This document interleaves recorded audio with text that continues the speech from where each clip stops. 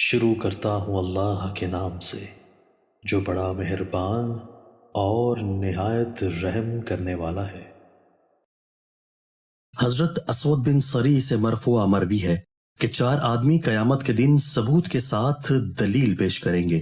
بہرا آدمی جو سنتا نہیں، احمق آدمی، پاگل ناسمجھ آدمی، اور وہ شخص جو رسولوں کے درمیانی وقفے میں مرا۔ بہرا آدمی کہے گا، اے میرے رب، اسلام تو آ گیا لیکن مجھے کچھ سنائی نہیں دیتا تھا۔ احمق کہے گا، اسلام آ گیا اور بچے مجھے مینگنی مارا کرتے تھے۔ پاگل کہے گا، اسلام تو آ گیا لیکن میں کوئی بات سمجھتا نہیں تھا۔ اور وہ شخص جو رسولوں کی آمد کے درمیان وقفے میں مرا، وہ کہے گا، اے میرے رب، میرے پاس تو تیرا رسول ہی نہیں آیا کہ وہ لوگوں سے پختہ وعدہ لیتا اور لوگ اس کی پیروی کرتے۔ اللہ تعالیٰ ان کی طرف ایک فرشتہ بھیجے گا کہ انہیں آگ میں داخل کر دو۔